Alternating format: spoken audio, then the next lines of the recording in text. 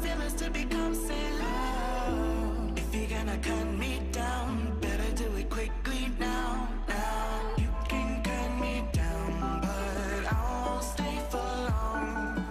I'll grow back again. Oh yeah, my roots are strong.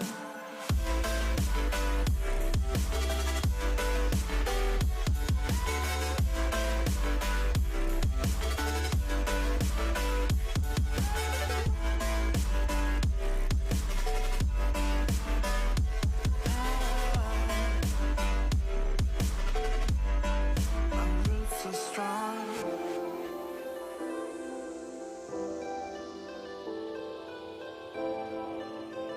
Say the word, say the word.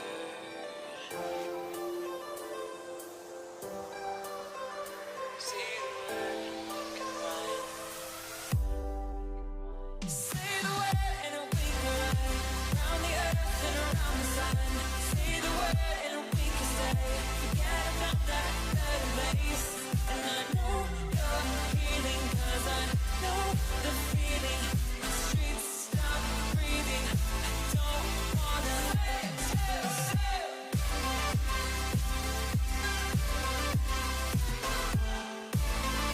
Say the word, say the word.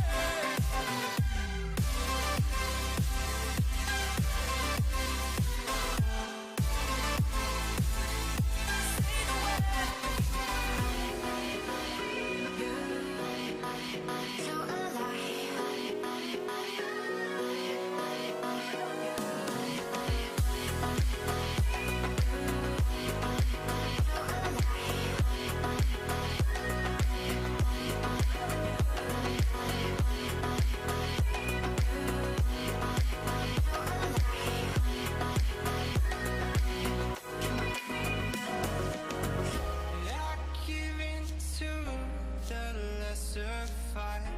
My body aches to be satisfied. My weakness comes and goes. My weakness comes and goes. I'm reaching out for the easy high. Please fortify this strength of mine. My weakness comes and goes. My weakness comes and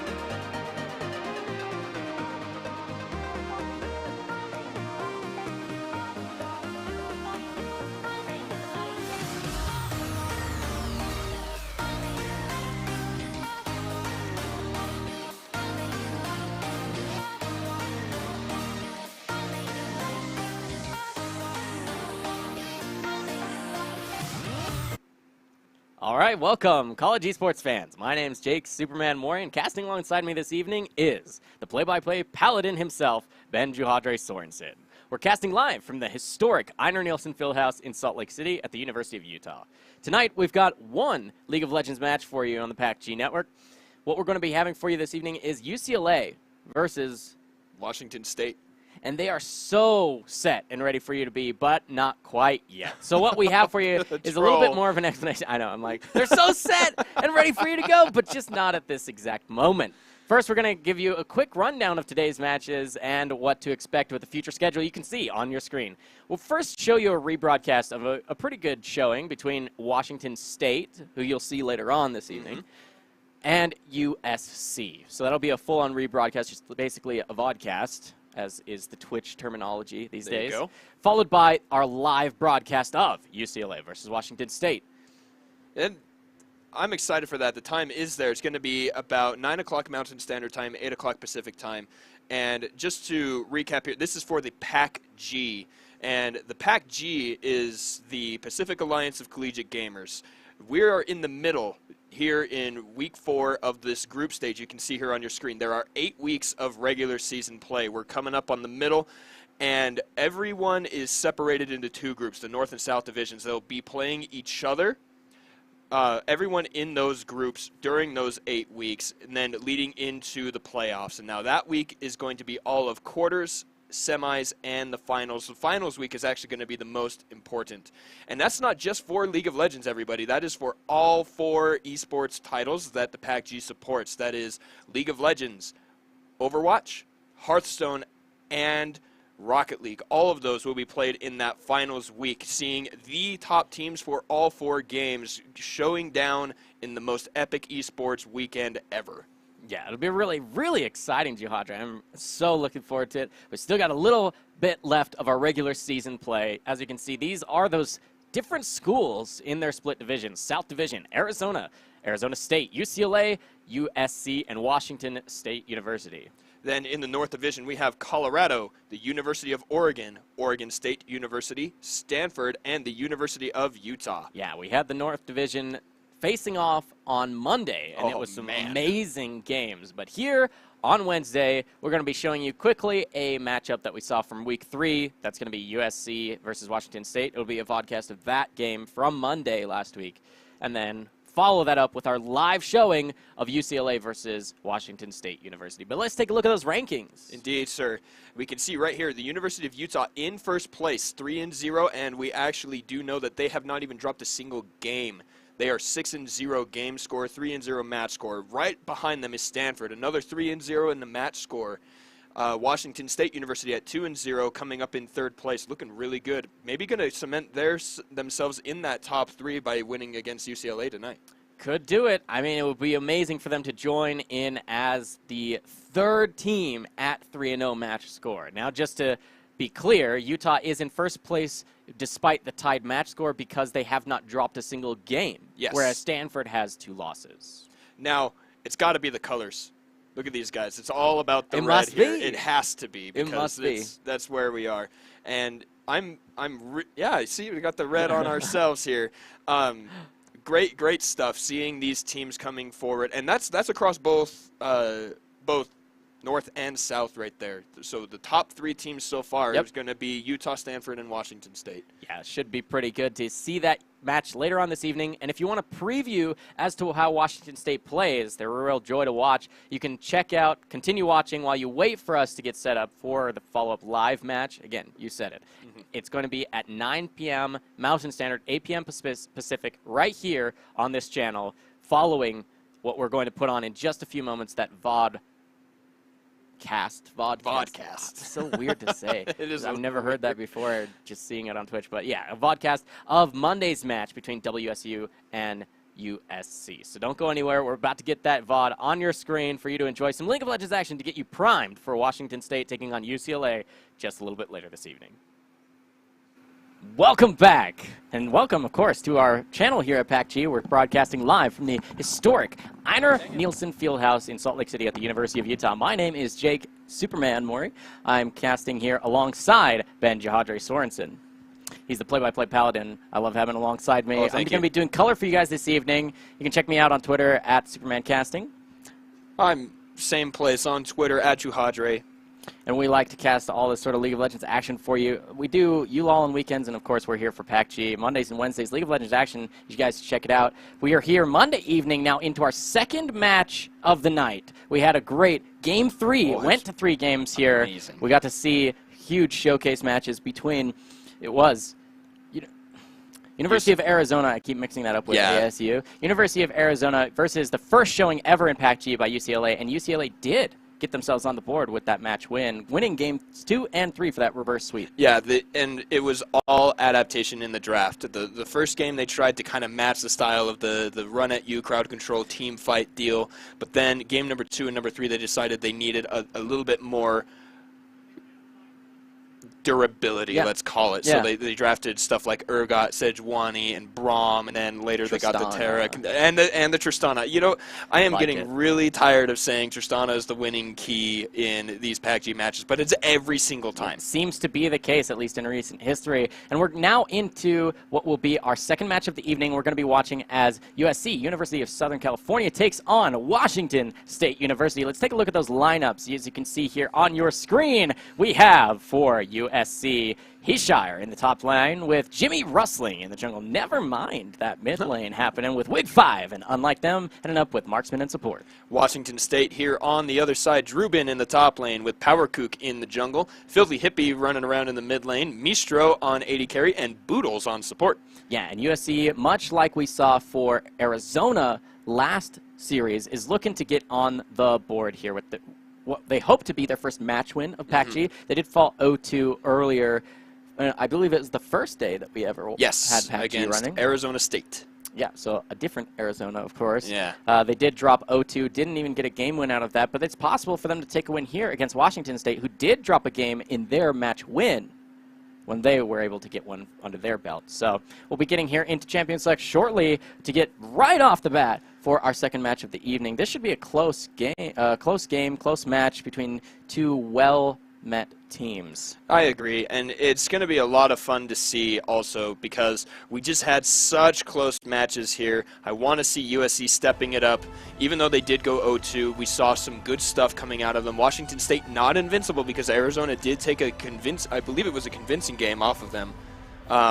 So it should be relatively even here. These guys coming to show up, want to get their win on the board, but I wonder what they're going to be doing here in terms of the draft. I know that USC likes to play kind of that kitey assassin type play where like even their jungler more into the Kazakhs and the Jacks and things like that as opposed to those tanky initiator junglers that we're used to seeing. But I love that first ban. I don't want to see any of that. Nope. Yeah. I mean, the Tristana is super, super, super strong. The later the game goes, we've seen it pop off. As we mentioned earlier, game after game after game, it feels like. We saw an exceptional showing on James, the AD carry for University of Utah this weekend. It wasn't PACG, it was ULOL, their last regular season match. If you guys didn't get the chance to see that, check it out in the videos, the VODs here for University of Utah esports channel. You and I casted that on the weekend. Yeah, and it was fantastic. That's a Lysandra ban? Yeah, looks like it. A Lysandra ban must be against Nevermind here in the mid lane. A target ban for sure. And I love seeing these target bans. It means that some teams are doing their homework, right? You got to check these guys out, see what they're winning with, see what will be a problem. A lot of the other bans here, the Tristana, the Tarek, Skarner, and Alistar are all really big meta bans. So whether they play them or not, they're good to get out. Same with the Virus. Taking that other S-tier AD carry out, I like that from Washington State, but we got to talk about the Lulu. Yes, we do. Super strong and can support pretty much any late game carry you can think about. Saya, Jinx, others that can still come through. And I imagine Mistro here on Washington State has been a key factor for their team. They might be looking to prioritize taking away whatever they're most comfortable with in terms of AD carries that remain on the board, but this is going to be Drubin's top lane. The Kennen comes through. It's interesting to see it come through. Last series, we didn't get to see it. Arizona banned it every single game, and I think USC either missed it or hasn't had the time to scout it because I wouldn't think that that's such a priority ban, but they made sure to ban it all 3 games. It comes through here. First pick worthy even. And then it's followed up with a Janna. It's a decent answer to the Lulu in terms of support picks. Yeah, I like that they wait until they see the first pick support comes through for Washington State to pick the Kennen. Because if you pick Kennen and then they can pick, say, Janna, you completely dismantle anything that the Kennen would hope to do for his team. So it looks like they're going to answer quite well. They're getting 2 comfort picks for their top lane, likely top lane. I can't imagine it's going anywhere else. And the support that's answered with Jimmy rustling, he's going to be able to pick up this Sejuani here. I want to talk about how it was in, I believe, Game 2. No, it was Game 1 where Rustling was able to have that Sejuani pick, but he had a rough time against, if you recall, it was the Galio mid that came through and put a lot of pressure into the jungle, with Jarvan being able to follow that up, where they just kept catching Jimmy over and over. And you know that as a jungler, if you get caught once, you get caught twice, it just becomes worse and worse and worse. Oh, yeah. Just even to clear your own camps at that point, because you just fall so behind in experience, skill, and the ability to clear your camps fast enough to have map presence. So he hopes, of course, for his team to have that kind of map presence so he doesn't get invaded on once again. Well, and unfortunately, it was against this J4 that does come out. Yeah, that he had to do that. And so now, here's what's interesting.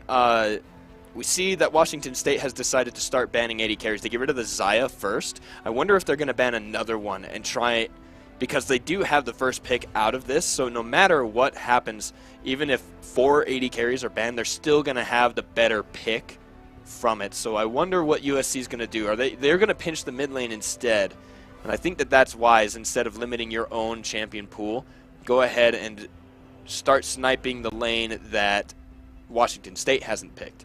And even top lane ban over here. No pinching allowed. Well, they don't want, I imagine they're just banning the Gnar because they don't want Kennen to have to deal with that. That's Unless, fair. of course, it's being flexed to mid. It's still a possibility. I just think it unlikely. We'll have to see what the last ban will be here for USC. Not quite sure what to expect since they seem to be pressuring that mid lane. But you never know Maybe with the flex. I want a Azir banned. I think that does really well into the Orianna, able to poke and everything. But instead, it is the Jinx that comes out as the final ban here in game number 1 between the USC Trojans and the Washington State Cougars. But now, here, do you want to match the mid lane, right? Or would you rather pick up your AD carry? You have nothing left to hide. Whichever one you want to pick. I mean, okay, so the reason why you pick the AD carry is because whatever you're picking last is going to be your counter pick. And especially if you're even considering flexing the Kennen here, it's a smart choice to leave your solo lane pick for the last. Okay. Kog'Maw, really risky, but with the Janna for safety, zone control from the Kennen and the Jarvan with the Cataclysm, you should be able to have a lot of safety for the Kog'Maw with enough damage, of course, to melt the front line, even with the shields that'll come through from Orianna. Ooh, I like that pick. This should help. You don't really want to toss in a Lulu, but you can keep her safe for her to position aggressively enough to keep the front line as healthy as possible. Yeah. We'll have to see how this comes through. That's the full completed now draft for USC. This will be mid lane or perhaps flexing that Kennen around a top lane pick to answer. The solo lanes now being Orianna and Sion as mid and top respectively. I think that you do send the Kennen up top. I think you'll do okay into the Sion. You know, able to dodge out with that E. It gives you movement speed. You can dodge out the Roar of the Slayer, and then if you can get close and land that stun, you know, empowered auto attack Q, W, and you will instantly get the stun, stop any further aggression there. But then it's actually the Victor that comes out against the Orianna, and we saw this exact matchup on Saturday in the ULO match. Yes. And it was mostly to keep Orianna in the lane. Yeah, for whatever reason, it's once again a University of Utah player that we were talking about there with the. It was Kenya who subbed in and ended up picking in Game 3 the Pocket Victor. And honestly, I thought it was really cool that he built this like Bruiser Gauntlet build for the front line kind of reposition and fighter Victor that we're not used to seeing in previous competitive play in any sort of Victor history. Normally you see like the front end burst with the Ludens, the Lich Bane even if you're going for a Sheen item, but I liked the choice. We'll see if he decides to go with a similar build path here, Filthy Hippie. I think he should, because even on the dive a couple weeks ago when they were talking about the buffs, they mentioned a high challenger player in the solo queue who does play Victor. He's a Victor main, and he does that exact thing, getting the gauntlet, doing those kind of things. I think that everyone should try and match that build because it has proven effective, right? You want to be inside the fight. You want to be in the middle of it all, dealing the damage, making sure that you are using that movement speed to reposition. You have a lot of damage around you.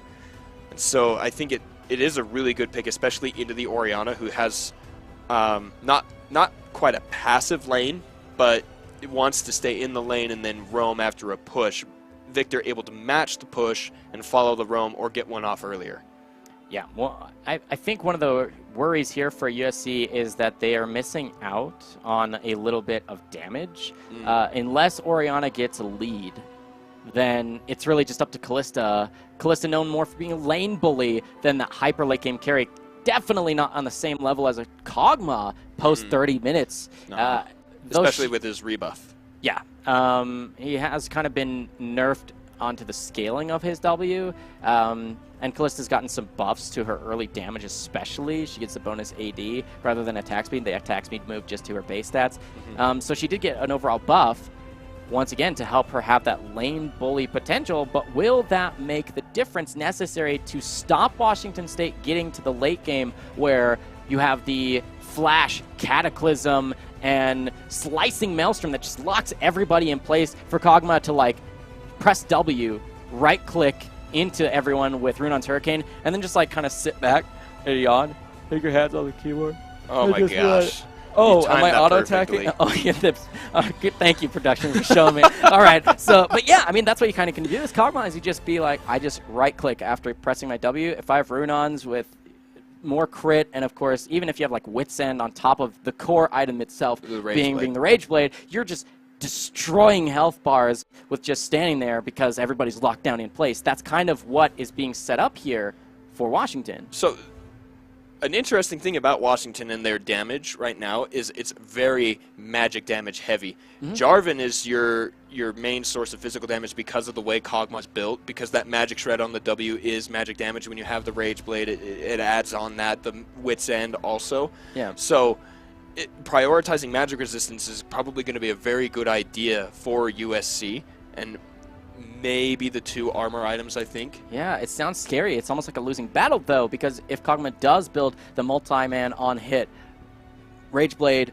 Hurricane, Wit's End, then he's shredding your magic resist, shredding multiple members' magic resist, giving him bonus damage, amping the damage of his teammates that are dealing magic damage, as you mentioned, and even more to the effect, I think, will mean it's smart for Victor to build kind of like that off-tank bruiser type build so that he can keep the fights locked in that. I mean, the gravity well can make a huge difference. Huge. Well, I'm interested to see how this game plays out because I think both these teams have shown us that they're comfortable on these types of picks, whether that's in their own match histories or what they've shown here on PACG's streams. But I think scaling, no questions asked, is absolutely in favor of WSU. Oh, yeah. I mean, name 2 champions that scale better than Kog'Maw into the late game. Vigar. Touché. But that's because he has infinite scaling. You can say something that's about not even Nasus fair. or Sion even. Sion here is on the side of USC, but his infinite scaling is just health, which is what Kog'Maw does best, is shred health stacking champions. So we'll be loading here onto Summoners Rift shortly. This is going to be game 1 of our second match of the evening. This is week 3, day 1 of the Pacific Alliance of Collegiate Gamers Spring Tournament of League of Legends. This is week 3 out of 8 of the regular season before we get into postseason playoffs. So battling for position on that. Remember, it's the top 3 of 5 out of each region that will move on to the postseason, into the playoffs, and have a battle for the winner of our first ever season for PACG. And with that, right, USC needs to get their first win. Washington State wants to staple themselves as a 2-0 team. Should be a really interesting match to watch. We've been talking about it, like the dichotomy between the 2 teams, setups, the damage types and everything. That's a new Kog'Maw skin. I don't think I've seen that one. That is the Hextech exclusive Kog'Maw skin. Ooh. Was released about 3 or 4 patches ago. It is one of those ones that you have to have 10 gemstones to get. Oh, so, wow, there you go. It's nice eye candy for everybody who's going to be watching our stream this evening because they'll get to see that. and its animations. I like it. Decide for yourself if you're sitting on 30 gemstones, of course, and if you want to spend 10 of those on the Kog'Maw skin, go for it. But yes, here we are onto Summoner's Rift. Minions have spawned. This is going to be standard bot side leashes for the junglers. WSU, USC, game 1 out of a best of 3 here on Summoner's Rift. I want to see the Kennen play. I had the chance to play Kennen a lot in past seasons because he was really strong, and he's just fun to play. My wife also plays League of Legends and loves watching Kennen play because she thinks he's so cute. I like this skin especially, Yeah. just as another note, because it's like a superhero one. It's and, so good. Superman, superhero. Okay, I can see that. I like it. I also like the Super Teemo, kind of, Yeah. Anyway, but I hate Teemo. He's a Yeah, terrible amen. champion. I'm just Amen to kidding. that. 3 stopwatches this game. It's a little It bit is- more than we're used to seeing. Yeah, we've seen that start falling off just because of the paths that they changed in the runes. Wow, that was decent damage there with the Comet landing as well. But I think it's a really crucial item to have on Kennen, as his core item is going to be that Zhonya, so you can jump in with the ultimate, that Slicing Maelstrom and Zhonya, so you don't take any damage with it. Yeah, I mean, it helps towards your build path, of course. It gives you the early ability to use it with level 6 without having to invest 2,500 gold into it, 2,500 plus. And then, of course, it gives you reduced cooldown on the Hourglass ability, the active, as the game goes on, so that's really important for him. Couple little trades there. Mishra already pushing in this lane, even against the Kalista with the Lulu to give the attack speed, and like you said, the attack damage buff to the Kalista with the Oathsworn there. Interesting little change, and it's actually interesting how much does that actually put her over, because her auto attacks already only do 90% of her attack damage. It's interesting to see that. Ooh, but tons of damage there onto Unlike Them as well. Yeah, the W from the Janna does deceptively massive damage in the early laning phase. Oh, but we have a fight up in the jungle. I need to interrupt you there. Yeah, actually the flash was forced by Jimmy Rustling over on the top side of mid, where he ends up having to flash away. Double buffs were not transferred either way. No, and it's good. We don't want to see that this early in the game. We want to see a good game, a nice fight where these teams make it to, I don't know, 30 minutes I think is a healthy game length. We don't want to see stuff snowballing out of control at 2 minutes. Well, at 30 minutes, you have to be worried if there hasn't been a massive gold advantage for USC, because at WSU, we mentioned in Champions League, they're kind of built for scaling almost for free towards a win with just what they've drafted for themselves. The all-in with a Kog'Maw to boot is just going to do so much damage. The Jarvan is topside, but the pressure is already here for Drubin. Yeah, he is going to get the push in. I think it was a wise path here to go up, just to be able to get to your Krugs there. And if you were in position for a gank, PowerKook showing he is very good at those ganks, giving a lot of pressure last time we saw him on Summoner's Rift. But just going to farm out his Krugs, maybe go back after that, finish up his item. It looks like he's out of charges on that potion. Time to go home. Yep, want to stay safe too. We'll see. Taking stock across, it looks like there's just the smallest of leads in the top lane for that Kennen, who has that range versus melee advantage. And this should be a little bit more of an advantage in bottom lane now, too, for WSU, because the Kalista will have to return to base, heal back up, gets a Vamp Scepter to remain healthy in lane, but you can see this is going to be a huge wave crashing at the turret that will just be soaked in experience by Unlike Them here on support. And it's interesting, the same thing happened in a pro game. Someone was like, well, they just got a random Vamp Scepter, but it's to help build into the Blade of the Ruined King first. And which is a fantastic item on Kalista, because you're going to be attacking and stacking and trying to deal all the percent, especially, the Hurricane finally gained popularity when Kalista was released, so you could rend multiple targets. Being able to do that and have the hit point shred from the Blade of the Ruined King, very, very strong. Ooh, this is the skill shot. Yeah, you can see this is just in favor of the Kennen when he can abuse the range. But good on Heshar here for being able to keep those CS numbers really close. That's really important for him so that he can hit, of course, get gold. That's an important part of laning in League of Legends. But more importantly, so that you don't just get way behind a damage threat. Because if you fall way behind the cannon, it'll become harder and harder and harder to take those fights. Ooh, Speaking nice of gank. fights, that is the knock-up missed on Unlike Them, but there's a slow from Boodles. All the attacks onto Unlike Them from Mistro. Very good gank there, burning both flashes, and it looks like the Summoner heal was burned earlier. Yeah, it was down already before she had to base. You can see there is the fight in the top lane. Oh, lot of damage there. Hishire needs to be careful. He flashes away. Flash burn to get away from the Q, and first blood for Drubin, but he needs to be careful. Heshire is going to deal a lot of damage if he gets close enough. He does not. Jimmy Wrestling is there. He got hit by the turret. He gets hit by the Chilling Smite. One auto attack, and Jimmy Wrestling does get revenge for his top laner. No assist gold goes over to Heshire. That's got to hurt, because that would just be essentially 200 free gold that would go over to USC to try and answer that, but it ends up just being the 300 base of that kill. That's really unfortunate, especially for Heshire, because he doesn't get anything out of it. He just loses that. And his wave's in kind of an awkward spot for him. It'll be pushing up towards the cannon, reducing even more of that golden experience he could get from the minions to try and stay in this matchup. That's got to spell a little bit of disaster for this matchup in the top lane. If you're a fan for USC, it's going to be needing a little bit more pressure up there. It's W. Oh. Janna. That slow is so crazy. You can see Airy going in there and dealing decent damage on top of it. But here's that advantage you were talking about. Almost 20 CS ahead now is the Kog'Maw. Mistro farming great. Wonderful back timing, not losing him anything, but that was way too close. Wig 5, you're slowed by the Caustic Spittle. No flash or heal yet. Gotta be careful. So risky. So risky, as level 6s are likely to come through probably after this next wave, not the one that's at hand for WSU here, but Sejuani's here. She does have level 6 and red buff, and there's no flash for the Kog'Maw, but Spidey senses going off here. They're going to back up and buy some items. Really nice choice from them. Similar thing, just to remind you, viewers, similar thing as we talked about with Varus, when you're building that Rage Blade, if you do buy a Blasting Wand in the build path, then when you do it, because it has more AP towards your total bonus AP than there is damage from the pickaxe, you're going to actually go on over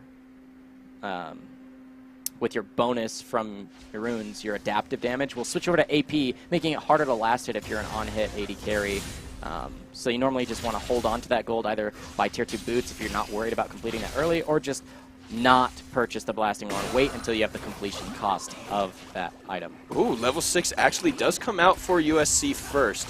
But there's that nice chunk onto Unlike Them from Boodles. Still 10 CS, and there's level 6 now for WSU. Interesting that Victor is behind them. Victor is on the chase. He needs to go the other way. Throw down the laser and the Chaos form. But Unlike Them does get a decent ult and a shield. Nice knock up there from the ultimate from Heshire. Power Cook is there. He flashes forward, gets the Cataclysm onto Lulu for the kill, and traps Heshire in there. And that... What? That's one more Q. The Dragon Strike gives the double kill for Power Cook. Nice knock up from the Howling Gale by Boodles. And a nice play there. WSU coming up 4 kills to 1 now. Yeah, nice it almost looked like it might have gotten turned around for USC with the nice teleport coming through. Heshire did get in there soon, but Kalista doesn't live long enough. Fate's Call won't really do much for you other than put Lulu in a scary spot as well. And that ends up being a couple quick kills going over. None of them straight onto the Kog'Maw, but they will go onto the Jarvan, who's going to need his items to be able to be that front line for his team. He's really the only one. But it also gives advantage to the Victor that is only even in the CS right now. But needing to purchase for that Hex Core, it delays your later game. It delays that Gauntlet that we see be picked up and everything like that. But that extra kill with the 2 assists is going to help him a lot.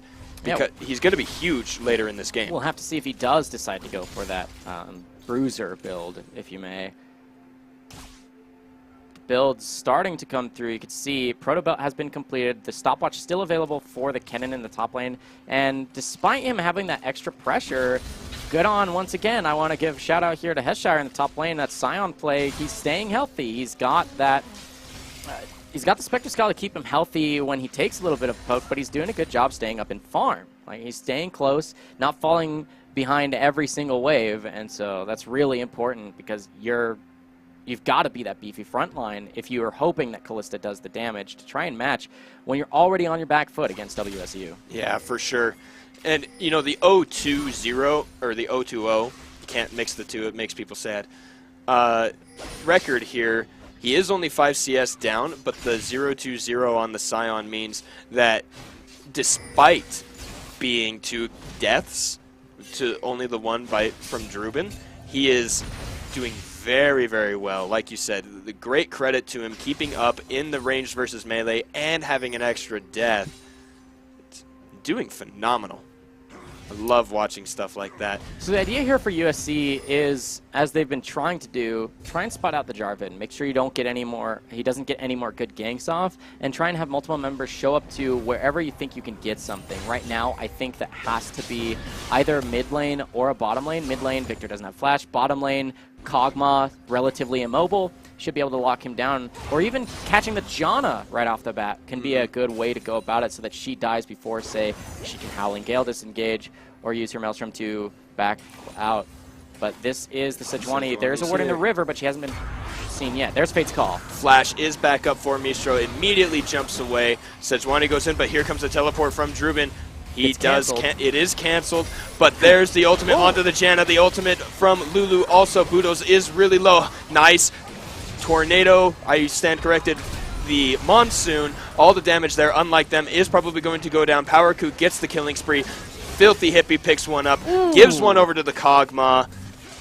Canceled teleport for Heshire. And fantastic play here from WSU, once again putting them 6 kills in the lead. Okay, I'm bowing down here. MVP of that fight, Boodles, holding on to his, as you said, a Monsoon, his ultimate spell, until the very last second. He gives me the thumbs up. He can't actually hear me. No, he gives can't me the hear you. emote, giving him that shout out. Really nice Janna play there. He does get caught, almost dies, but he flashes away and still waits until absolutely necessary to reset that fight, giving enough time.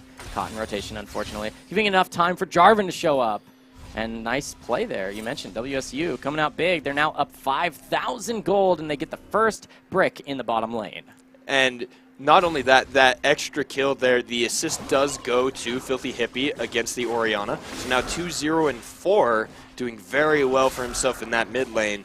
It's just going to further their things. So let's take a look at what happened with Orianna getting picked off in that mid lane off of that fight in the bottom lane. You can see Victor has the initiation to flash forward just to get the stun. A couple auto attacks will do it. Just there you go. That's the ability of Kennen, just to flash in, slicing Maelstrom, lock someone down, and deal a lot of damage. Wow, it happens. Interesting choice. He's picked up that new item that stacks up off of spellcasts that will give him additional AP up to a bonus of 30% movement speed over 2 seconds, plus up to 100 ability power based on the stacks it gets. That could be a lot of bonus, massive bonus damage, should he wait for that to be fully stacked and use it to, on top of the Proto Belt, zoom himself into a fight if he doesn't have flash, or even if he does, to reposition instantly with even bonus damage for a fight. I like the choice for him to go for that. I was chased by one of those spellbinders, and it is terrifying. The movement speed that they get is literally scary. I didn't like it. Yeah, looks like we could have a fight up here in the top lane. The ward comes through. But there's a ward matched. It does go down, but the nice ward there in the brush to the control ward. Going to take that one out. But now, I don't think Heshire can handle the 1v2. He did really well and is continuing to do well in the 1v1 with the Kennen, able to stay up in the farm numbers there. But you know, we're still only 15 minutes in the game, not able to do the 1v2, especially with his itemization. Pure magic resistance as opposed to a little bit of armor. Yeah, they're a few seconds behind on these lane assignments. You can see now the bottom lane shows up to match the 2v2. And finally, the recall for Heshire. He's going to try and match that Kennen once again. You can see those waves crashing on the turret. But that means because they had to try and rotate the Orianna up for safety, that Filthy Hippie is able to take down that mid lane turret, catapulting them to now a 6,500 gold lead. And they've got full control of this area. Jarvan and Victor are on the flank here. Not a lot of vision in the river. You can see there comes the ward. They psyched each other out. They saw the gank coming, didn't want to go through the jungle because they knew that control ward is up in that tribe rush. But I think that might have been a better path. Get the full pincer. There's nowhere they can go at that point, especially with Jarvan having that. Oh my gosh. Ooh, that's gotta hurt. Poor Jana. Attack and throw some dissonance into WSU's plans. Never mind. Lot of damage Mistro in an awkward position, though. He is hit by Fate's Call, and there's the shockwave, and the stopwatch is used, and no Monsoon healing there. Nice fight for USC, but in goes the cannon. He gets a trip. Oh my gosh, Kog'Maw explodes on the cannon ultimate and picks up 2, and another 2 for cannon. That's 4 for 1 here so far. Heshire is still alive. Oh my goodness. It's hard to watch. Now you can see precisely why WSU keeps getting the cannon banned against them. Why Drubin first picks it for his team, chooses that champion, and is... He emotes. He must be able to hear you. They must be able to hear me or something. Every time I'm saying good things about a player, they're like, yep, I got that emote. It is me. Yes, that cannon shows up huge, locking people down into perfect AoE area for the Acathian surprise. The Kog'Maw Mistro ends up getting his own kill credits on those despite dying on the front end of that fight. Nice use of the stopwatch, by the way, giving credit over there to Mistro. He dodges out the last bit there, survives for a little bit while longer to give the time for his teammates to show up and lock people in place. Unfortunate that he negated all of the healing from the Maelstrom and also took the quadra kill from Drubin. But let's take a look again at how this started. Caught out there, dodging all of the things from the Sejuani. And here's Drubin from the bottom side. He's just going to use the Proto Belt, slicing Maelstrom. Oh man, the Acathian surprise picks up the double kill on the top end there. Jimmy Rustling is just gonna try and run, but his Jimmys get rustled for sure. Heshire just gonna run away. Flash over the wall, not going to get locked down any further. He's tanky enough to get out relatively scot-free. Man, what a fight, though. You can see the team fight potential. We're approaching 20 minutes only, but with the gold lead this massive... That is a decent slow, and the ulti, the flash burn from Mistro, as well as the summoner heal. Both summoner spells down. Drubin does have his ultimate back up. That's the first of the passive there to get the Mark of the Storm onto Orianna. That W passive is very, very strong. But now there are 3 members of USC there. They're going to take the turret anyway. Will he go forward with it? He is polymorphed. He is in a bad spot. Sejuani does get a great ult onto Boodles. Nice disengage. I mean, a nice aimed ultimate with the Glacial Prison, but what does it net them? Nothing. And Drubin just waits out. That Polymorph chooses not to use his ultimate. And now they have all those spells available. Well, now they're down that spell, the Glacial Prison from the Sejuani, a key spell to hopefully create the space and or catch potential onto a priority member. You can see Victor just pushing. That means WSU says we can just play a little bit further back. You can see that they're willing to take a little bit of a fight and kind of poke down and play a little bit further forward because they know that there's no available Glacial Prison. But they're willing to just play safe and wait it out, clear the waves, because they know that there's pressure on the bottom side here from Filthy Hippie. Definitely. Using your team. This League of Legends is a team game. As ahead as Drubin is, and as great as PowerKook is at setting up the ganks, it's all about the team play. They're getting everybody where they need them to be, getting the split push, especially in a favorable matchup like we've seen this Victor be into the Orianna. And they're just going to sit here and siege. Look at the mid lane. It's going to be in WSU's favor, and they have everywhere to go. Looks like they're just going to reset here. Double Ocean gives them the choice to stay. Should I stay or should I go? And they decide. Yeah, they decide collectively to reset, try and clear out some vision. Drubin doing work for his team. Honestly, MVP thus far. The whole team doing well. 12-2, so not quite a perfect match because other than those 2 deaths, they have all turrets, all dragons, and a ton more kills. And they're up in CS, all but top lane. So. Or support, but... Yeah, well... Come on, Boodles. Get with the program. Steal some CS. Use that W in Howling Gale. You just robbed the CS. I Yeah, love use it. your Zephyr to take the cannon. All right, they're looking to fight over a vision now that the resets have come through. You can see there's 2 core items completed here on the Kog'Maw, and he has red buff on top of it. That means you're going to have on-hit true damage burn on up to 3 members if you can get that Runon's Hurricane to be hitting champions only. Well, and, you know, the great engage from USC in the last fight made it so that Kog'Maw couldn't do that, right? And so I think that they're going to want to set that up almost the exact same. Get Scion in the back there to disrupt and chain it with the Sejuani ultimate. Maybe a good shockwave from Orianna as well.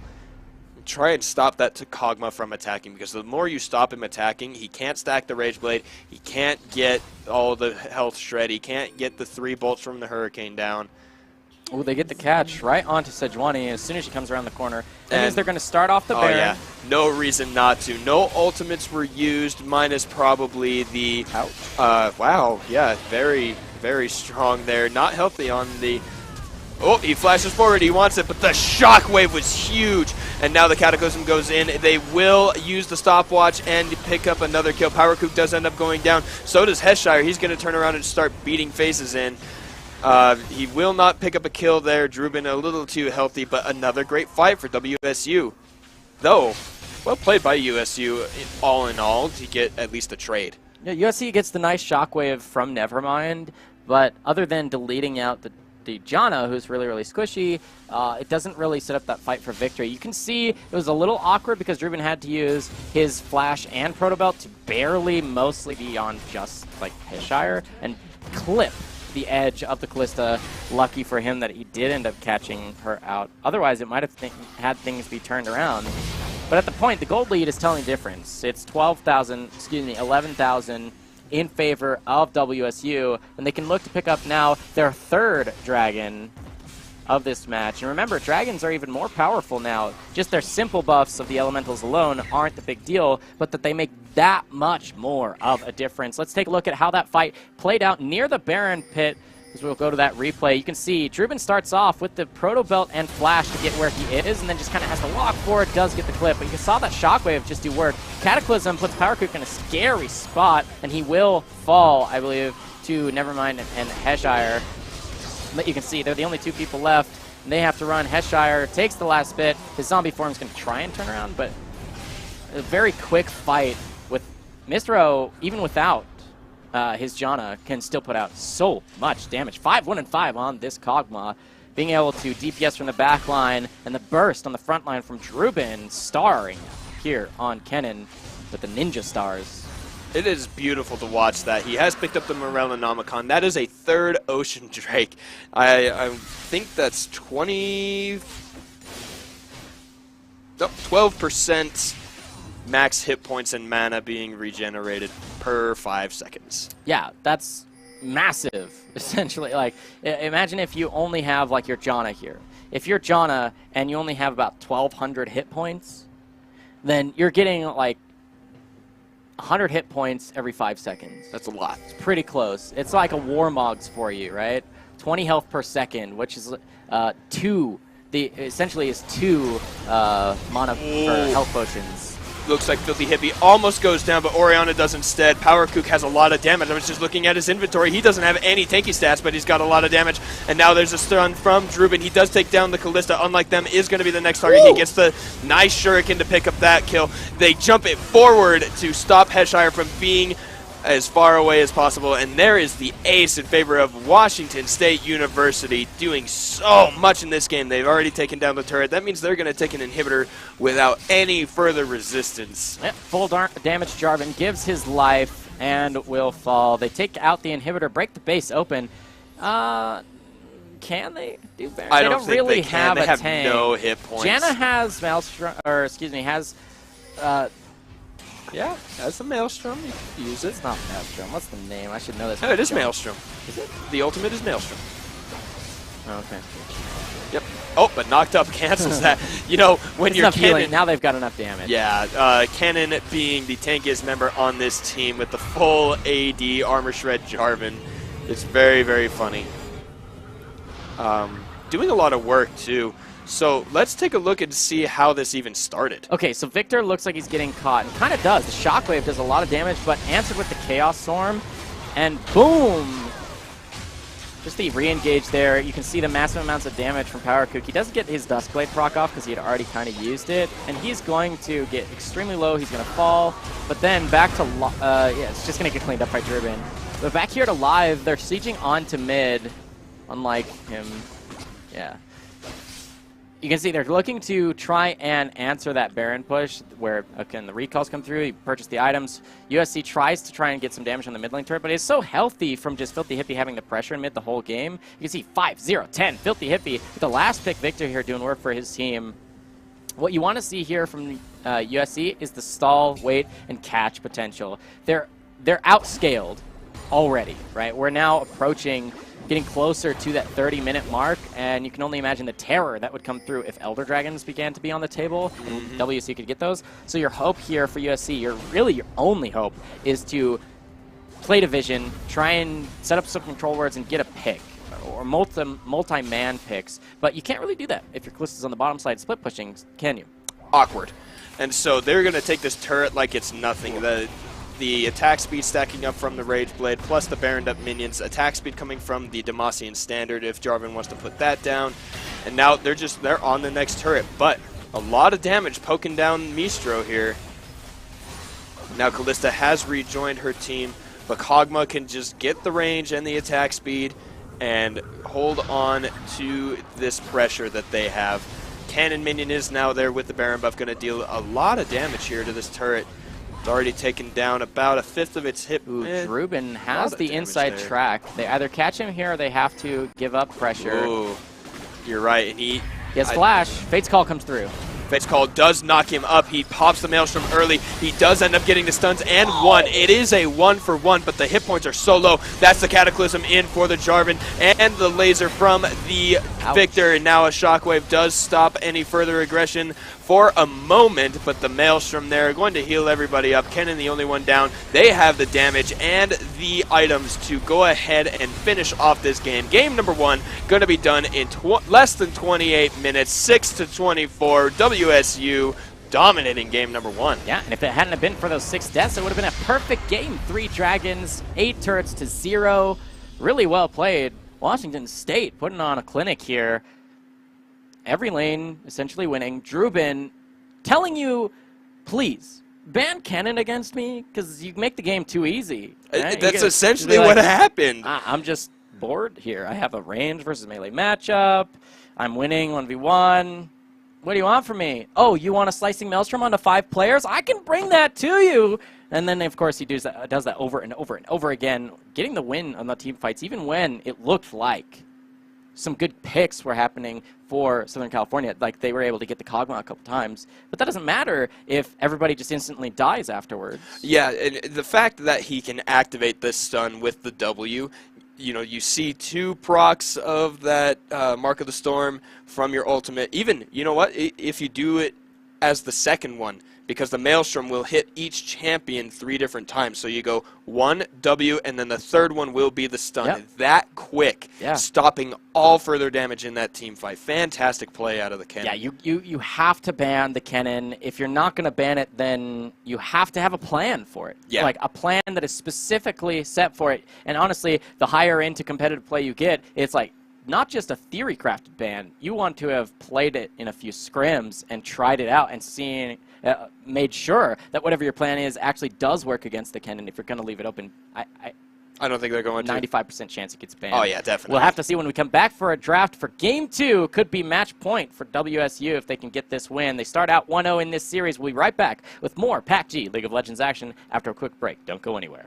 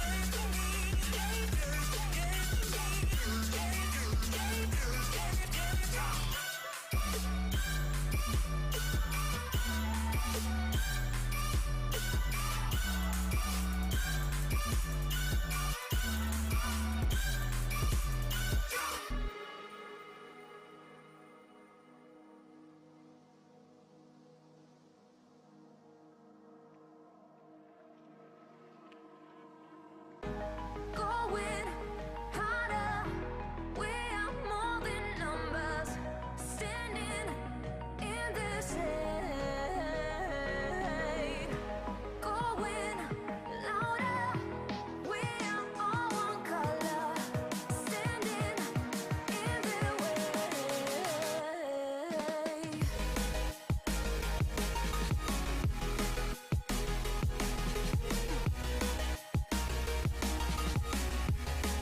Join the army of the shadows. Join the army of the shadows. Join the army of the shadows. Going harder.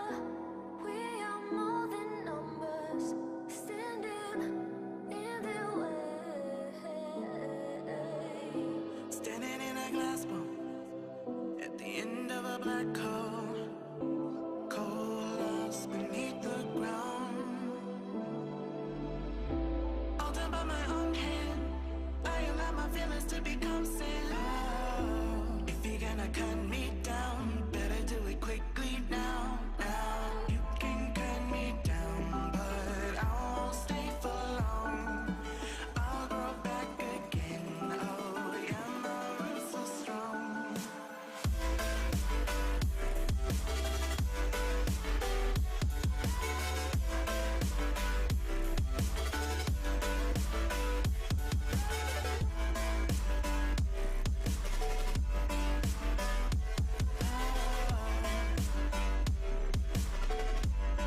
My roots are strong.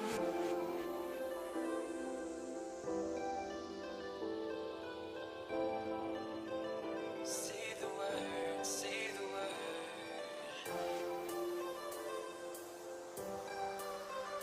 Say the word, come on. Say the word and we can run around the earth and around the sun. Say the word and we can stay. Forget about that better place. And I know you're healing, 'cause I know the feeling. The streets stop breathing. I don't wanna let you. Say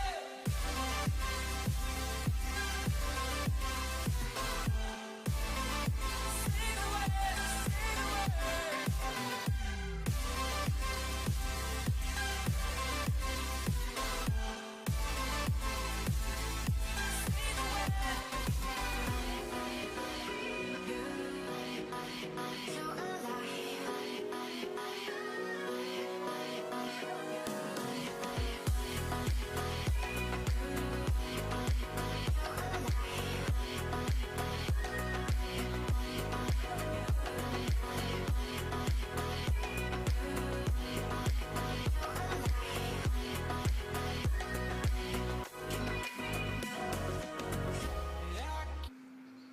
Welcome back, college esports fans. You're watching PACG Spring Tournament of League of Legends. We're here into week 3. This is our second match of the evening. We're walking now into game 2 of match 2, this time between Washington State University and University of Southern California.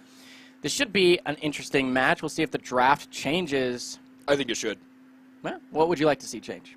Ban freaking Cannon. Yeah! Get the guy out of here. The likelihood that USC's top laner plays it is like 1 to 1,000. No, not a really high chance. So if you're not going to pick it, get it away from Drubin, because that was disgusting. Yeah, it was really scary. We've seen a lot of teams ban the cannon against them, but it wasn't banned this time. It was first picked. Oh, yeah. It was on red side, so it was the second rotation, second set of picks. But first rotation pick, super quick, came through. Ends up being like the winning pick, really. Yeah. Made a huge difference in game 1. For sure. And so I want to see that change. And then I want to see them pushing their lane advantages. You had Callista against the Kog'Maw. Be the bully. Put Sejuani down there. Win that matchup. Instead, Sejuani was just farming the jungle the whole time. Got an early level 6, that's great, but had almost zero pressure on the rest of the map.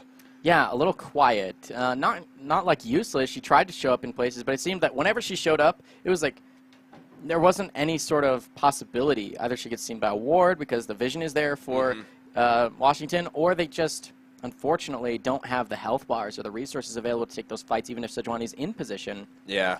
And what was most surprising to me, was that in the bottom lane, the Janna plus Kog'Maw was bullying heavily. Like, massively bullying the Callista lane, which is to be understood if you can't, like, CC the Kog'Maw, but generally speaking, it's sad to see Callista be picked and not be able to win lane. Yeah, for sure. But we are now into Champions Select of Game 2 between Washington State University and University of Southern California. My name is Jake Superman SupermanCasting, alongside the play-by-play paladin himself, as I like to call him. This is Ben Juhadre Sorensen. I love when you call me that. It makes me happy inside. I love it. But now, Washington State going with that Tarek ban first again. I want to see the Cannon ban. You know what? Oh, I was going to say play with their hearts a little bit, make it the third ban, but no, it is the first thing banned here from USC, and I think that is really, really wise. No reason to leave it up, especially because if you do leave it up, the chances are Washington State, just like last game, is going to just ban the Gnar.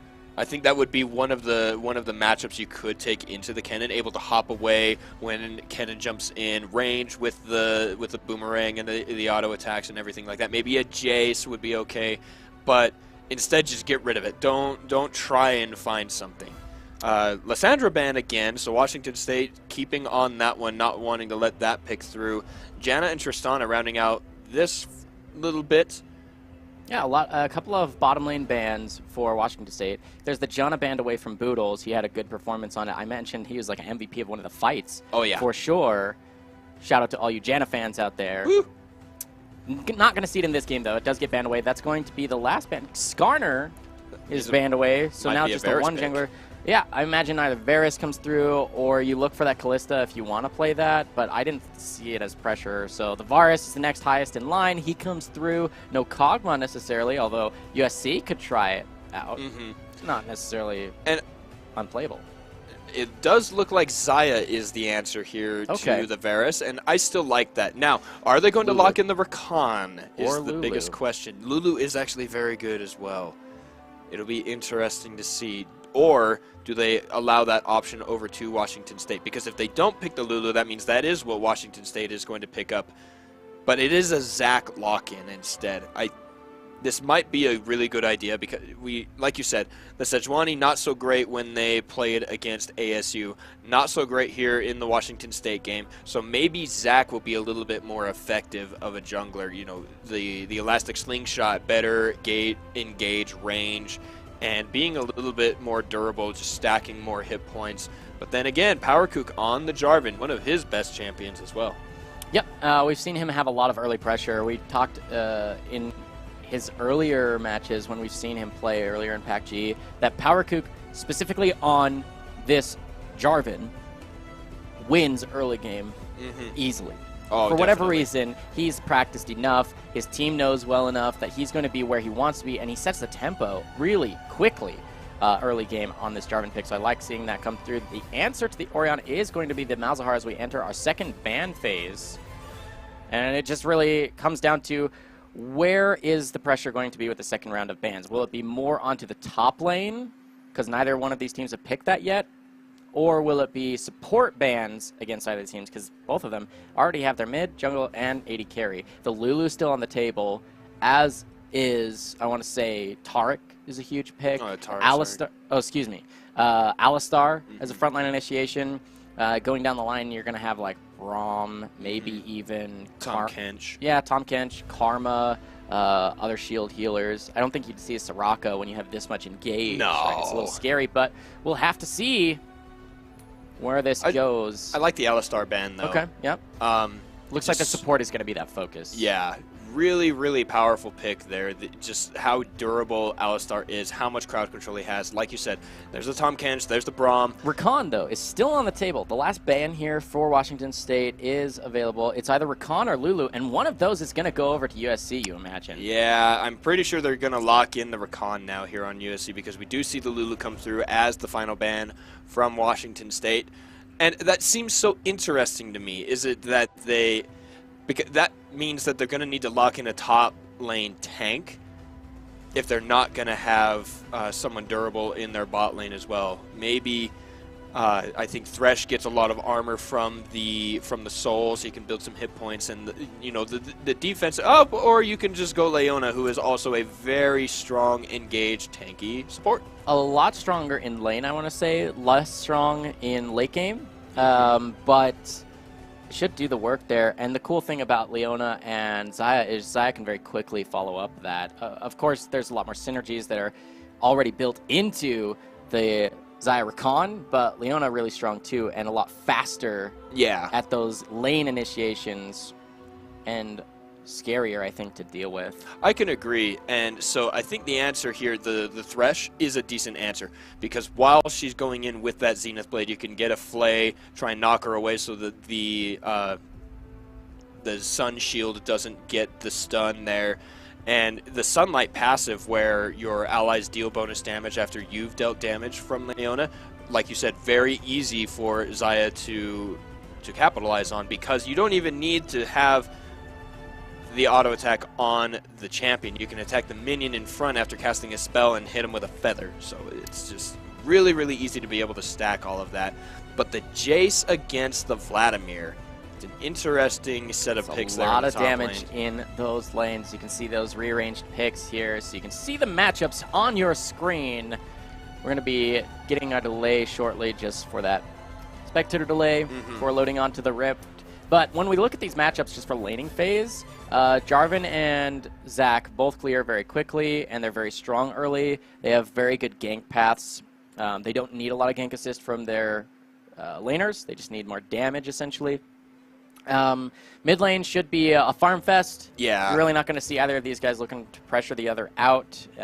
Orianna has a little bit more ability to, I think, like try and harass, but it is risky every single time because you don't want the Nether Grasp post level 6 to come through, and then you just have Zac show up out of nowhere. And of course, early on, you don't want the I keep wanting to say Space Aids. Malefic Visions that's is the the technical term. If you want to get technical. Oh, it's not even about technical. It's just that a nice the thing to say. colloquialism.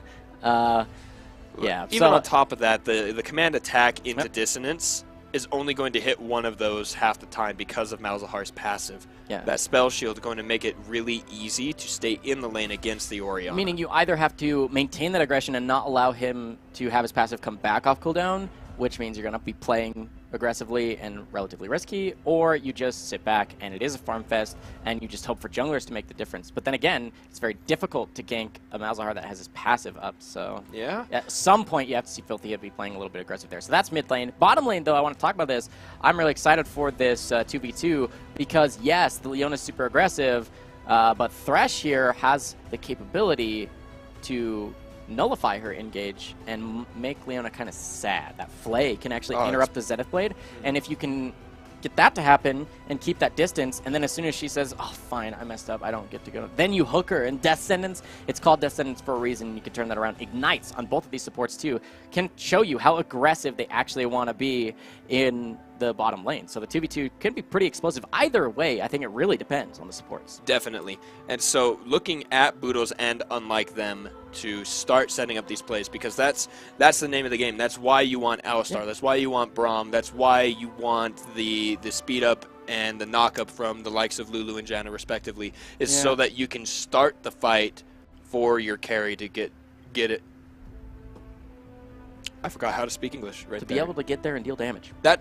That is what I wanted to say, Yeah. yes. And it becomes that much harder when so many support bans came through. There were I think there were 3 on both sides. If I'm checking back, it's Tom Kench, Alistar, and Janna were banned out on red side, and then Lulu, Braum, and Taric. Yeah, so 6 out of the 10 bans were on that support. Jeez. And still, 2 pretty good support picks come through. You definitely like these choices, because you know that Boodles likes to play the disengage type champions. Thresh can count as one of those. And then, of course, the opposite is true for Red side, where Leona going to fill that role of frontline, initiation, start these fights when you want to start them and when you want to fight. And it's interesting that Leona hasn't had the resurgence that those other kind of tanky crowd control-y supports have.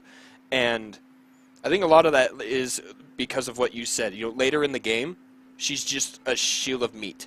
She doesn't really have that engaged potential. Her ultimate really easy to dodge because of how long it takes to cast. You have to combo it. Yeah. If you don't, they get out, and you miss it completely, and it's useless. Exactly. And so I think that's the biggest reason why Leona hasn't had the same surge that those other crowd control-y tanky supports have had. Yeah, what you kind of want to see from the Leona is roaming, I think, would be the biggest deal. Because unlike Malzahar, there's no passive spell shield on this Orianna. If Leona can get like Moby Boots or just like get a sneaky little roam to mid lane, that can make a huge difference. I mean, Nether Grasp already applies so much CC. If the damage is going to be there for the Malzahar, you just bring Leona to provide the CC and lock down even further. Even with a 3-man, you include the Zac in there, it's pretty much a guaranteed thing that post level 6 you're going to get a kill onto Orianna, even if she has Flash. She has no cleanse, and it's not unsealed spellbook, so she can't swap that teleport away. And so I think what that means is the later parts of the early game into the mid game, there needs to be a really high priority in vision for the blue team red side jungle, because that's going to be your gank path. In the river, in the jungle paths, all over it. You need to make sure and keep an eye on that because of that exact reason. Because if Orianna gets caught by the Leona, a Zenith Blade into either Malzahar ult or the Sunbash with the Q from Leona, either one is going to spell the ults from both of those champions to become the chain. Yeah, and here we are on to Summoner's Rift now finally loaded in. This is, again, Game 2 between Washington State University and University of Southern California. The one win is already under the belt here for WSU. If they win this game, that's match point, and they take this best of 3 very quickly and convincingly. Minions have now spawned. Those are going to be flooding these lanes shortly. Looks like to be standard leashes, as Xayah and Leona will be leashing that blue buff for Zac, the red buff for Jarvan, going to be leashed by Mistro and Boodles on Varus and Thresh in that bot lane. I didn't get to see if Powercook had the skin, but I want him to be wearing the Darkstar Jarvan. Darkstar Jarvan. Nope, it's going to be the Dragon Slayer Jarvan. Well, because we have the Varus, Thresh, Darkstar and bot lane. Orianna. All 3 of them. It could have been Darkstar team. It could have been, except, you know, Vladimir, and I don't think actually the Jarvan one has been released yet. It has been in the concept and is announced, but I don't know that it's been fully released. Yeah, I was like, that's got to be a new one. I don't even remember it. But they're at least going to have that bot lane synergy. Playing a little forward, there's going to be some damage to trade for Nevermind. Those are the Malefic Visions, just being able to trade. Maxing that one is going to just continue the duration and the amount of damage it's going to deal. Very, very strong coming out of the Malzahar here. The unsealed spellbook for him, though, you have the teleport first, I think, to kind of shove the wave with your little minions, go back and get an early item, and then come right back to lane. What would you swap that for later on? It's kind of awkward, because normally if you're going to take unsealed spellbook for lane, you do what Vladimir is doing, where you take your aggressive combat summoner in lane, just in case you have the opportunity to maybe get a kill for yourself. And if you don't use it, it's still off cooldown, meaning when you swap it, you get an immediate teleport. Whereas Nevermind here is stuck with the teleport despite having unsealed spellbook. It's kind of awkward to have that available to you and then want to use it, but you can't swap it if you're going to use it. So you don't have the added safety or aggression of having, you know, either cleanse or ghost or ignite, of course, super aggressive, or even heal. To be able to swap one of those out, so you don't have that. I think it's just a little bit of a misplay. I can't really come up with an explanation that makes enough sense for the difference there. And so now we're looking here on the bottom lane. We were talking a lot about how this 2v2 is going to be going, and it is Varus and Thresh ahead here. First death sentence goes in. There is level 2 for everybody, but there's that exact interaction. The Flay knocking out the Zenith Blade dive in, and in favor of WSU for now. So the Thresh, a great lock in there against the Leona. Yeah, level 3 finally gets matched here. Ooh, death sentence lands. Wig 5 is okay. He does get flayed and ignited, bursting out the summoner heal.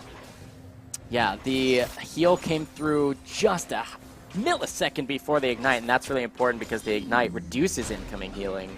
So at least that was good for Wig 5, but you can see the hooks are on point from Boodles. He's making a huge play, and yes, Leona is back to kind of healthy, but one of the worst feelings as a Leona specifically is if you get low, then how are you supposed to engage? Because you're just going to instantly die, right? You feel really bad because you're basically useless. You're just a body back there saying, like, can I soak some EXP? Thanks, fam. And that's all about you. That's about all you can do as that champion when you're really, really low health. And that'll remain true outside of laning phase too. Yeah, and that's, again, probably one of the things that kind of holds her back from being in the meta. One of the things here, we do see the engage from Jimmy Rustling. He does get the stun. Headshire is low on mana. He switches to the hammer form. That's a lot of minions, though, for Yeah. WSU. Drubin feeling comfortable. He held on to his pool, too. So you can see he hits level 5 first. Zach not interested in showing back up because he was down to about 300 health. Ooh, but the heal and ignite were traded. Unlike them, Holy. gets the level up to stay alive. Whew.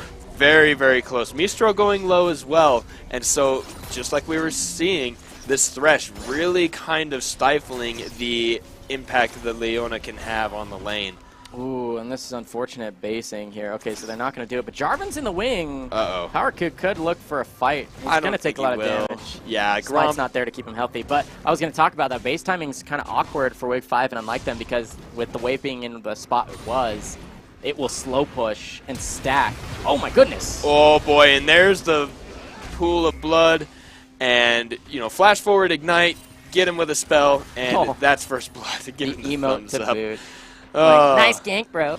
This is a little cheeky there. Drubin feeling confident off of his amazing performance in Game 1 on Kennen. He gets the Vladimir here. Going to feel comfortable into this matchup. Looks to be winning it so far. Good on Jace for staying close in that CS. Teleport will come through to make sure he doesn't fall behind. In fact, he'll probably get a lead in CS here. But that's going to be first blood in exchange for his 2 summoner spells. Drubin off to a great start in top lane. And this is exactly where we want to see Drubin if you're a Washington State fan. You want to see him snowballing and really messing up this lane for Headshire, because the impact that Jace can have, it wasn't seen in our last series because he kept missing the shock blasts, but if you hit them with the amount of armor shred or lethality that you build with the Jace, is just ridiculous how much damage you can end up dealing with only 2 or 3 items. Yeah, and I had just mentioned that one of the worst feelings here for USC is if you're Leona and you're looking for more engages, then if you're Leona and you get bursted down by, say, you mentioned the Shock Blast combos, you're kind of sad, right? Because you can't initiate. And that's a main component of USC's competition here, is starting those fights with Leona and or Zach and having the damage follow up. But if you're not able to do the engage because you're just down all of your health, you're really in trouble. Yeah, definitely. And I like the roam here. We see it from the Malzahar.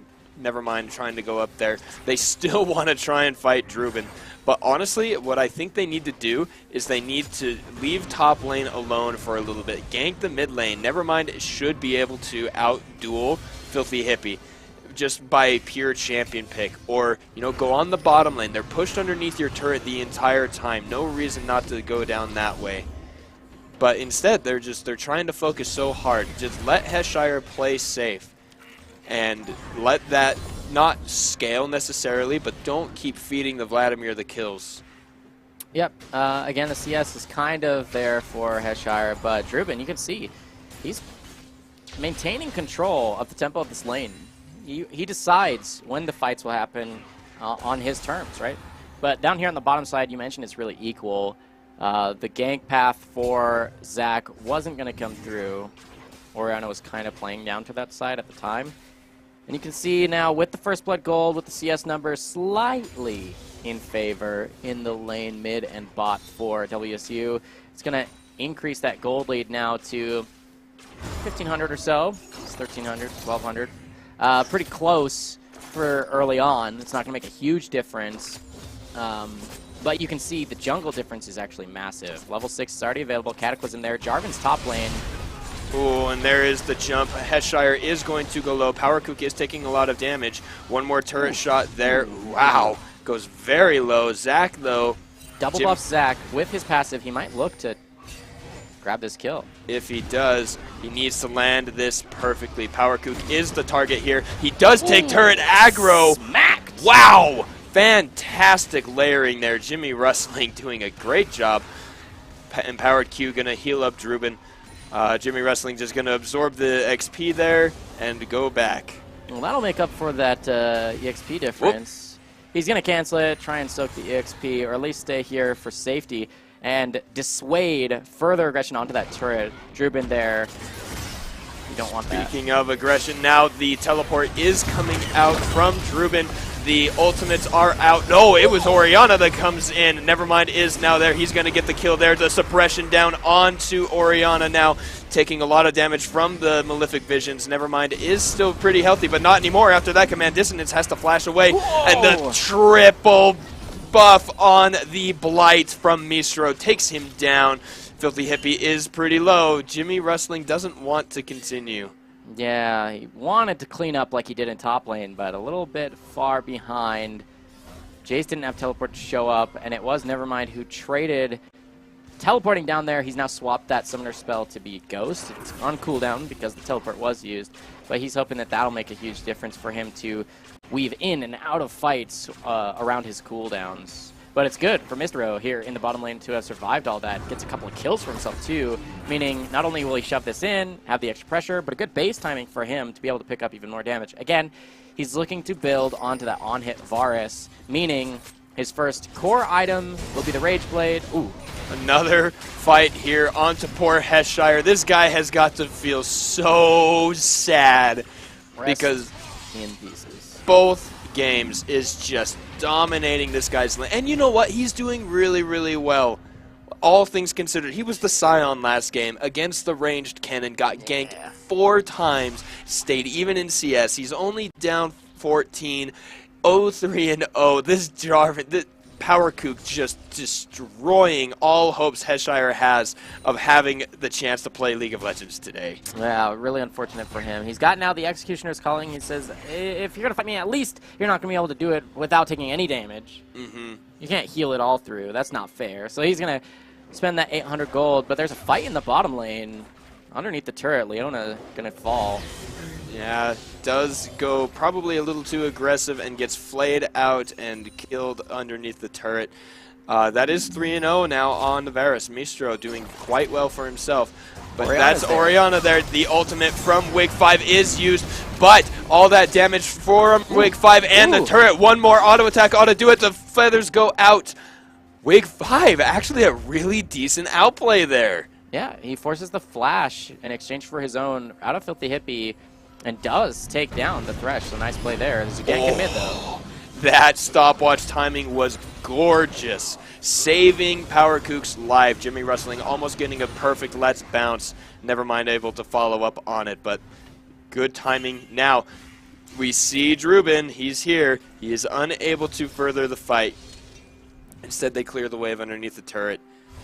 Nice work here. People trying to make things happen, and good disengages to stop it. Yep, I mean, it's just going to be League of top lane, right? This is Drubin popping off once again, as he did in Game 1.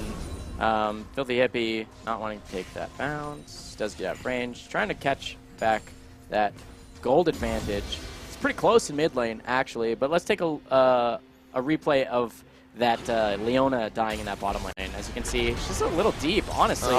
No reason to be looking for that fight. No. You know, there's some really good players here on WSU, and unlike them, the Leona's just dying underneath turrets. There's going to be Dragon coming up soon. You missed my pun, dude. Look at Leona's name. Unlike the, well, I here see. is a fight, but though. I am sorry, so sorry I missed all of that, but there's not a whole lot to say about that fight. Just a Cataclysm knock-up, everything just destroys poor Headshire. He is now down to 0-4-0. Poor guy. I mean, Yeah, he's just getting bullied.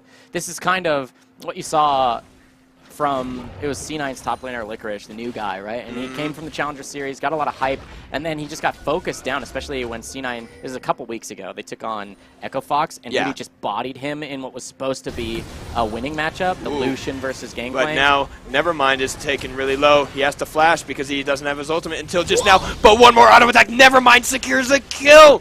Solo kill for the Malzahar in the mid lane. Dots, mortar dots, and he comes through and he ends up getting that kill. Nice play there. And poor Heshire. Yeah, I mean, I was talking about how there was a lot of criticism that came out of Licorice because he lost the matchup of Lucian into Gangplank top lane. But there was just so much focus up there, and it's not player playing bad. It's just team play. What are you prioritizing? And they prioritize very heavily that top lane. And now Thresh is going to be the initiator here. Zach does jump out. Power Kook and Boodles are there. Flash from Unlike Them. Heshire trying to deal some kind of damage, but Rampage now for Druben. That death sentence is deadly, dare I say it. Whew. Death sentence indeed. It's now to 4-0 top lane, 0-4-0 top lane for USC. They're going to be pushing as its squad now onto mid lane. This is 5 members. Oh, Jarvan does get the knockup with the flash, and there's the ultimate out of Wig 5. He's going to be dealing damage. Druben just goes into the pool. There's no way to stop this guy. He heals up from Heshire with that empowered Q. He's still taking a lot of damage. The Tides of Blood go in, and to boot, he's got a stopwatch. This guy is untargetable. Oh, man. Feels bad. Feels so bad. Druben carrying WSU to victory here again in second of 2 games so far. 5-0-2, 10 stacks on his Dark Seal. He's just going to back out there. We'll see. He does have that Seeker's Arm Guard, so he's going to be building that stopwatch, which is now broken, into now the completed Hourglass. Really nice timing for him, too, because it resets that active, so he can use it once again. For sure, and that's going to be tilting beyond belief. Just the amount of time this guy is unable to take damage is just so silly, and the fact that he can heal so much with that empowered Q, especially with the 10 stack Dark Seal, just really feels horrible for poor Heshire. We're 16 minutes in, no item completed here for the Chase, and that just feels so sad. I feel you though, Heshire. I was in a game not too long ago where I got bodied by a Kled where 17 minutes I still hadn't completed an item. Feels real bad, It does. It really does. And he really just can't even push up. Even though they have vision kind of in the river, he just feels really scared. I mean, you can imagine Heshire right here trying to take even this farm. He's like, please tell me nobody's here. I just got to clear this and back off. Going for the turret here is like what you would hope for USC, for them to hopefully be able to get some gold back on the map, but he's just so far behind that he's scared of anyone. At this point, Thresh could probably 1v1 him, and you'd feel real bad about it, just because he's got that. Okay, he's at least level 10 on Heshire to 8 of Boodles, and Boodles is just like those tank items, so probably not true, but you can imagine if Thresh showed up in the lane and he had no other information, that Heshire would be like, I'm out, right? I don't even want to fight you, because you could, you know. Well, you could set it up, right? And that's the point of the Thresh, especially with that Dark Passage you just mentioned, being able to pull people in. Jimmy Rustling maybe wanting to try and jump in here for a steal, but there is absolutely no chance. Death Sentence land onto Jimmy Rustling, but now Unlike Them is there with Nevermind. The ultimate does not quite land. Heshire is there. Now the suppression, they do end up killing Druben. Jimmy Rustling gets hit by the ultimate from Mistro. Power Kook, though, is taking a lot of damage and dealing it back, too. Nevermind has to flash. He has to use his own Hourglass there. Going to deal some damage onto Filthy Hippie, but it looks like they come out pretty clean. A 1-for-5 trade in favor of Washington State. Ooh, that's rough. They do catch Druben, and that's massive, right? They catch him out at the front end. He doesn't even get to use his ultimate. Add a Hemoplague to that fight, but he falls. Good for the USC, but after that, the problem that that fight was simply that USC started the fight, Leona and Zach there, without anyone else. There wasn't damage to follow it up. Nevermind was kind of close. Zaya slightly behind, but it took him a while to show up, about the duration of all the crowd control that came through. So by the time they show up, things are able to be turned around, and Orianna can just look for a shockwave, reset, put the shields down on people. Luckily, they were able to pick off Druben at the fight, because you can imagine if he had to live for half a second longer, be able to throw down Hemoplague, do his whole combo, and be able to use his Hourglass and get the healing back from Hemoplague, he doesn't die there. No. They all die, get an ace, and even more probably taken. They might even look to take, like, not even just one lane of the base. It might take even more. They probably, with that, probably could have taken the next inhibit turret, but unlike them, tries to dodge out there. He gets a decent stun. That would have been really, really cool, but Orianna can still cast Dissonance while the ball is on an ally. Yeah, I know that feeling as a support main. Feels bad, man. Boodles, though, on this Thresh, hyper aggressive. Really nice play. He gets the Dark Passage into the Flay, so Mistro can help him get Filthy Hippie. Yet another kill. 6-1-4 on the Orianna. Heshire throws out a Shock Blast, but decides he doesn't want anything to do with that fight. They're going to take the inhibitor turret. Boodles, though, taking boodles of damage. Boodles and boodles of damage. Boodles, indeed. And he does take it up just so that they can break the base. They're going to take the inhibitor and back right off. A little bit of slow from Nevermind, but I don't think you look for that fight without your jungler to initiate, and your support is only level 9. Of course, that's true of Thresh, too, but those are not enough items. Dark Passage into the blue buff. You can see Boodles just showing off his Thresh play here, and there's a huge wave bottom for Filthy Hippie to pick up, too. A lot is going right for Washington State. Yes. Just everything so far. The camping of the top lane, that's the biggest problem why Jace isn't very highly picked, is because it's not the bruiser fighter meta right now. It's about these picks like Vladimir that are sustainy and just tanky and still able to deal the damage. Too. AoE, healing, just every opportunity to use every single bit of damage from Vladimir's kit is there, where Heshire has to be so careful that he finally has that Ghost Blade completed, but so far has been pretty irrelevant in the team fights. And it feels so bad to say, but the same can be said of all of these picks right now. Why Leona isn't in there? Why Malzahar has also fallen out of favor a little bit, because his ultimate is strong, but it only neutralizes one target. Yeah.